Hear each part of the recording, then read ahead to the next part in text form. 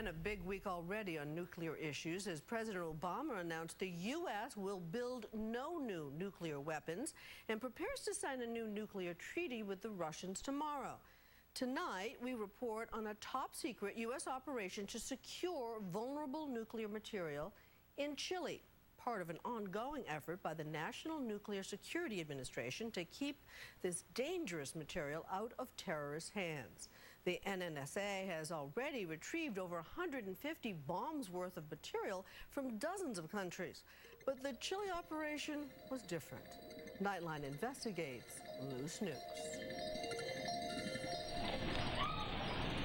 It was 3:34 in the morning on February 27th when the earth in Chile began to shake. An 8.8 earthquake, one of the strongest ever on record, would soon draw the world's attention. But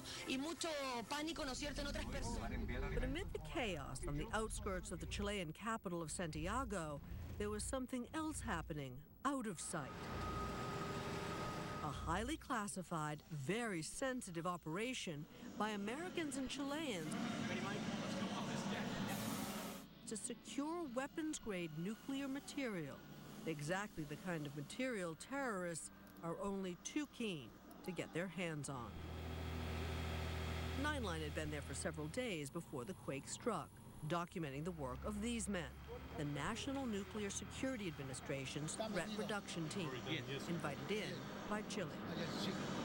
Those are aluminum-clad plates that contain highly enriched uranium. We're actually not touching the uranium. The aluminum is kind of like a sandwich. This fresh or unused fuel doesn't emit high levels of radiation, so it's particularly vulnerable. 397.4.9. Easy to pick up and run with.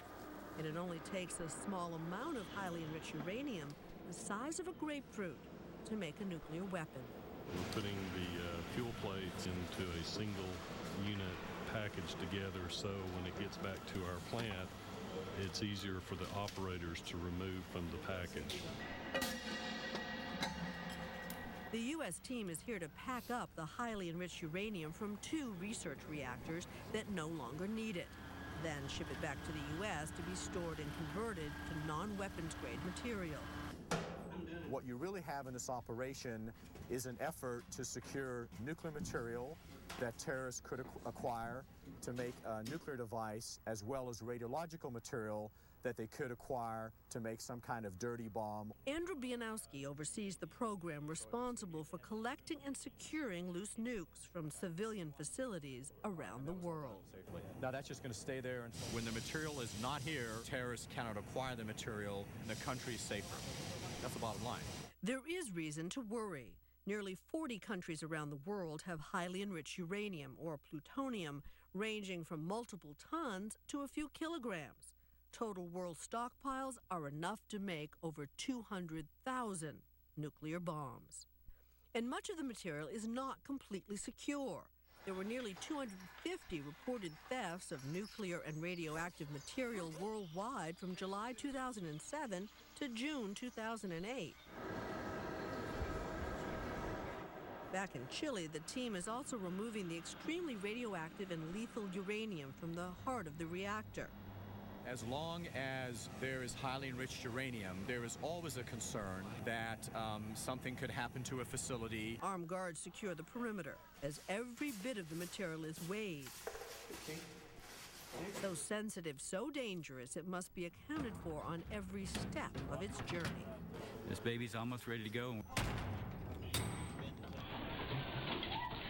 The next day, the earthquake strikes.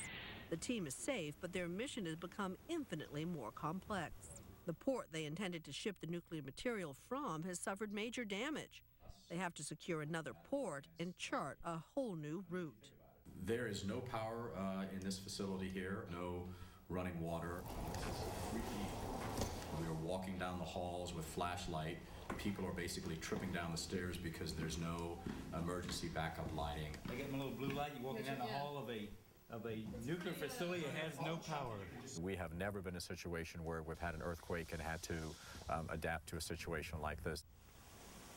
As dusk falls, armed guards stand watch as the cargo is loaded onto trucks for the overnight journey to the port. The truck right over here to my right contains the most attractive material from a terrorist perspective.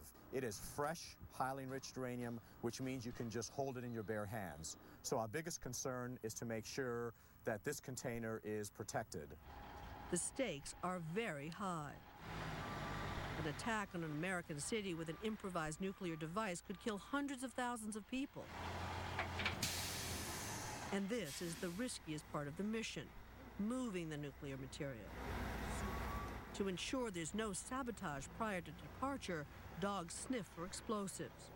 But not everything goes smoothly. It's now 11 o'clock, and as we had said earlier, the plan was to leave at 10.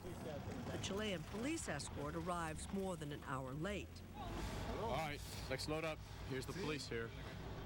Then another tremor at the new destination port of Valparaiso. It's scary at the moment. The people is scared. But the team decides to move forward. All right, okay, let's get in the vans. Just before midnight, the convoy pulls out under cover of darkness. For the entire 7-hour drive, the nuclear material will be escorted by a Chilean SWAT team. Catástrofe en Chile. Police on motorcycles lead the way. It's a race against time and terrorists. And then now they'll speed ahead, and they'll just keep doing that throughout the whole route, just back and forth as needed. The group pulls over to the side of the road only once to rendezvous with trucks carrying uranium from the second reactor. This is the point where now the material is most at risk. Guards surround the convoy immediately. It's called Category 1, which means we now have enough material in this convoy to make one nuclear weapon. Their mission, if successful, will clear all of Chile of weapons-grade material. The 18th country the U.S. will have cleared. It's about 4:45 in the morning, and we're entering the port of Valparaiso. The team works through the early hours of the morning, loading each container onto the ship one by one, as the sun slowly rises over the port of Valparaiso. It's a thing of beauty. It's a thing of beauty, no doubt about it. We'll feel a lot of relief when this leaves shortly. Finally, nearly 12 hours after the caravan began its journey, the last container is loaded. We're pretty exhausted, but at the same time, we feel pretty exhilarated that we have done exactly what we came to do in a safe and secure manner. If all goes well, the uranium will be sent to this secret, secure facility in the U.S. for storage. Secretary of Energy Stephen Chu is in charge of overseeing nuclear nonproliferation efforts. How hard is it to actually make a nuclear weapon once you have the material? Quite frankly, a lot easier than it used to be. The hardest part of making a bomb is to get the material. That's why it's imperative that we get that material locked up tightly in a way that essentially like a super Fort Knox, where terrorists simply cannot get at it. Yep, that's her. 2 weeks after leaving Chile, we watch as the boat carrying the last of the country's weapons-grade nuclear material slips quietly into port at the Charleston Naval Weapons Station. This is one of the final stages. About 2.5 hours later, it will be placed under protective custody. The mission is finally complete, part of a complex global effort. One potential loose nuke, now under lock and key. But there is much more left to do to meet the president's goal of securing all vulnerable nuclear material for more than 24 countries in the next 4 years. Next week in Washington, the U.S. will host a world summit with the heads of more than 40 nations devoted to the topic. I'll show you.